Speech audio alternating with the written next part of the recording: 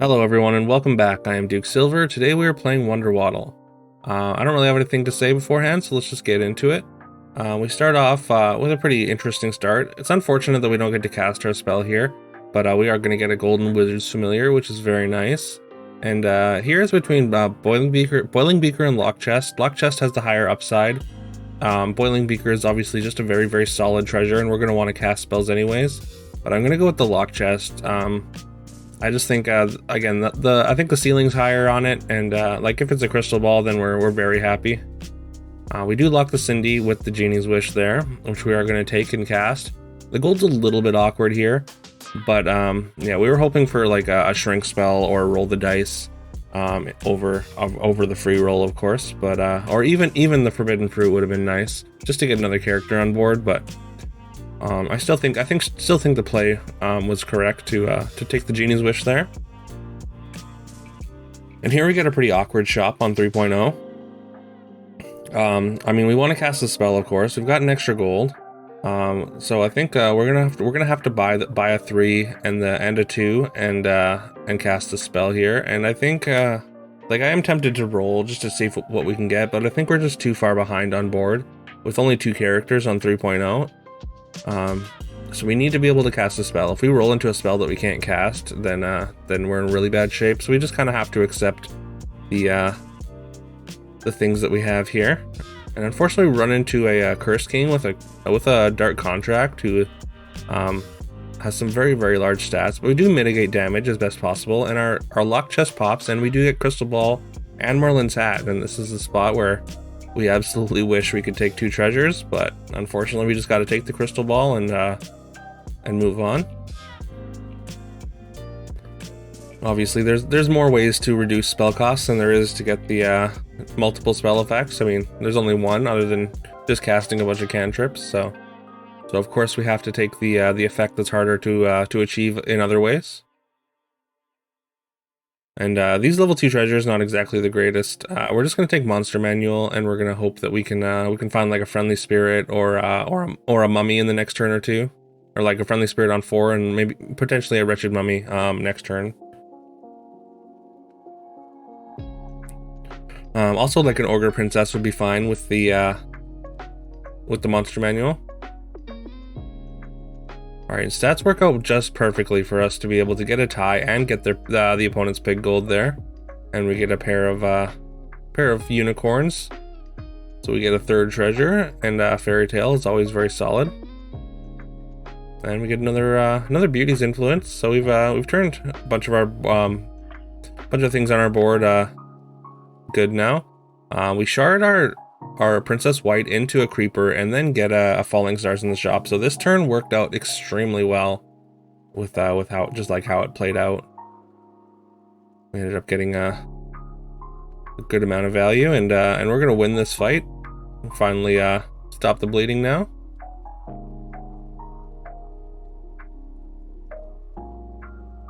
Alright, I mean, a 3/5 Lady of the Lake is very, very good. Like normal, I mean, obviously normally it's a 2/2, so and the fact that it's going to put toughness onto our board, I think with the creeper it makes it a little bit more valuable even.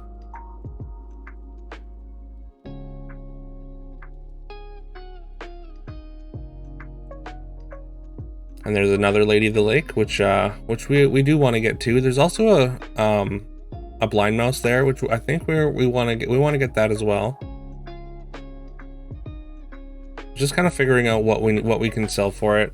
We could have sold the unicorn and kept the Wizard's Familiar, which actually might have been the right play. We cycled out the chicken there just to free up a spot in the shop, and then we're gonna lock that Blind Mouse. I mean, we want Forking Rod pretty bad, so I think it's definitely worth it to lock up a potentially cheap level 4 treasure. The investment's just so small that it's definitely got to be worth it, right? And we get a 3-pair with the Water Wraith here. We're gonna feed the Kraken on the tree. Darkwood Creeper. Sorry, just completely blanked on the name. Yeah, just to give us a couple more rolls, and I mean it's another spell to cast, of course. Again, it's possible that we should have just gone gone for the unicorn and gotten rid of that. But yeah, we decided to take out the tree. I mean, keeping the tree was probably the correct thing to do. I just made the wrong decision at the time, just because the unicorn was adding more stats on the board. But yeah, keeping a tree around, of course, when you're hat balling or potentially hat balling. We're only balling right now, but keeping a tree around is, of course, very, very good, especially one that has Beauty's influence on it.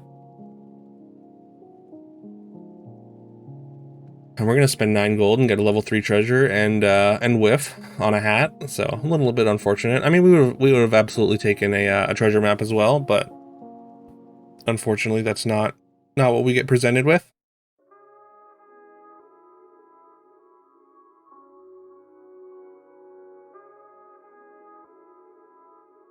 Yeah, unicorn allows our backline to survive the fireball there, which is very nice. And yeah, attacks go super, super poorly in this fight. We were actually very, very heavily favored to win. And yeah, we just didn't quite get there. And here we're gonna shard the stag. Even though the stag's like, it's like kind of putting in work here, and like it might seem better to shard like the Romeo into a golden 3, but the fact that it could turn into a water wraith and get the triple is the kind of the determining factor for me there. We also get a spell weaver from our shard, and we get to put a bunch of power on it immediately, so that's fantastic. This monster book is very tempting, just because I mean it scales our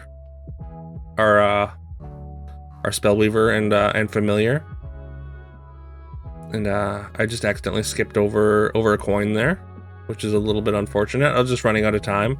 This game was played on stream, so like generally I play a little bit like slower on stream, just because I'm trying to talk through my plays as I play them, and that can kind of work to my detriment when the clock's involved.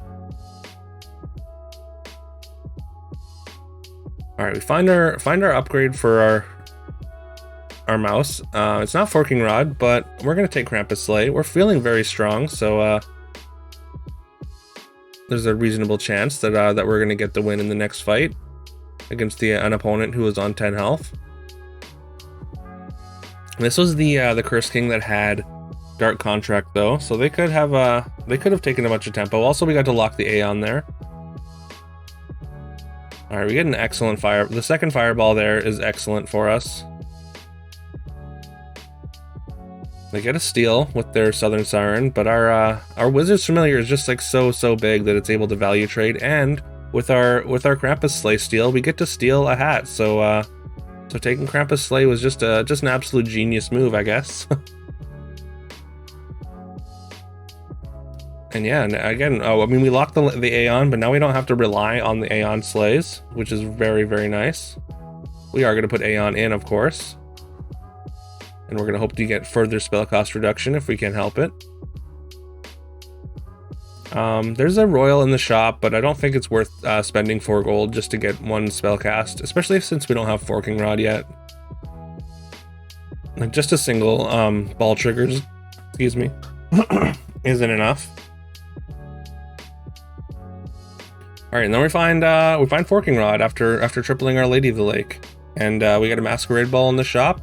We got a shop with a couple 6s, but none of which I'm really excited to take. But yeah, there we go. We got Half Fork Ball. Had a very, very good turn here. We're against a Ghost, and this Ghost is very, very strong, so that's a little bit concerning. And we actually take 13 from the Ghost. Immediately after getting Half Fork Ball, we take a huge amount of damage, which is really unfortunate, but now we get to start really Half Fork Balling. Hopefully we can get enough scaling to keep us alive. We definitely want to change heroes at some point, but definitely not this early at in the turn. Picking up a Scion of the Storm is fantastic there. We could just cast this double kidnap here, but I think I don't think my scaling is quite where it needs to be, so we're gonna sell a couple things just to keep rolling. And there's a Drink Me potion, which is gonna be fantastic. It's gonna give us a whole shop full of things for us to cast. And once we run out of things to cast, we are going to double up on our dream. I considered Merlin or Trophy Hunter there, but I mean, I think Gwen to get the knighthood and then turn into something else is going to be much better. We're going to go Goldilocks, which is going to give us 2 gold and roll a full shop of 6s, and we get double Scion there in our level 6 shop from Goldilocks.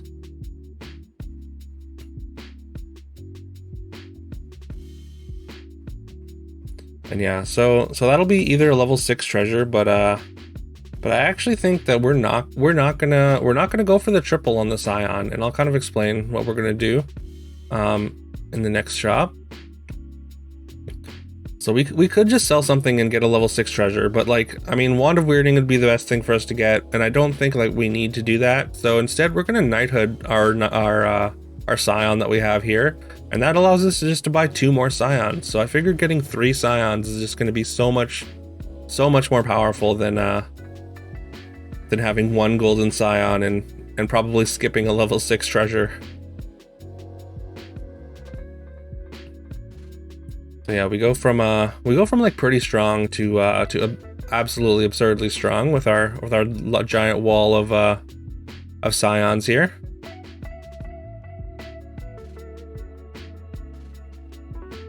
To be honest, this Baba Yaga probably shouldn't even be in here, and we're just gonna make the swap. We're gonna swap the monster book in.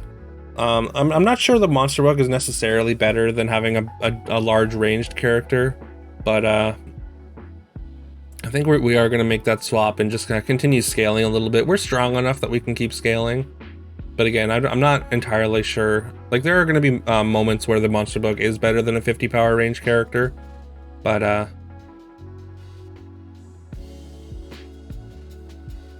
yeah, I'm not sure long term it's going to stay in.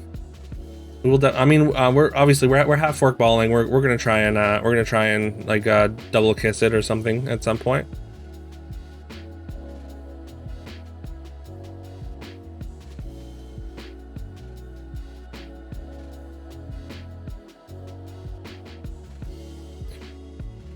Get a cheap tree there.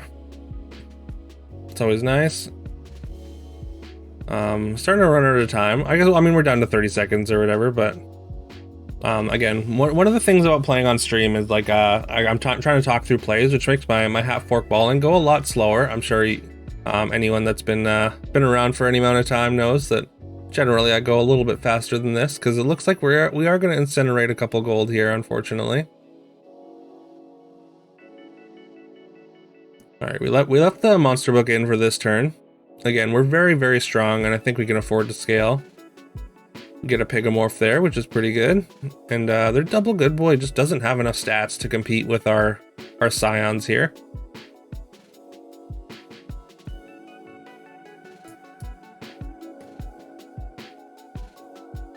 We want to keep the tree, so like my instinct would be just to shard the happy little tree, or the baby root, sorry.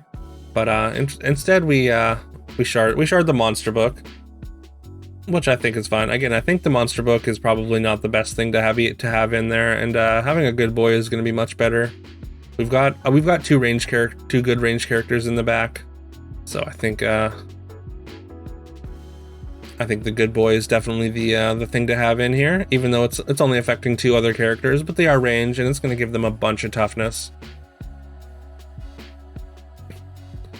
And it was kind of a mistake to cast the Earthquake there, because we knew we were playing against dwarves. So if they had Angry, then that would have applied a bunch of stats to their board, which probably wouldn't matter. I mean, we kind of win without any real question there. So, but yeah, I hope you enjoyed this. I hope you found it educational or entertaining in some way. If you did, please leave a like and subscribe if you haven't already. It really helps the channel, and I really appreciate it. Yeah, I think that's everything for today. We're approaching 500 subscribers. I'll be doing a giveaway once we hit it, and then I'll have a community tab as well that I can kind of communicate via posts on YouTube, which would be kind of nice to run like polls and whatnot. So yeah, I'm excited to get there. Yeah, again, I think that's everything. So I hope you all have a great rest of your day, and I will see you tomorrow.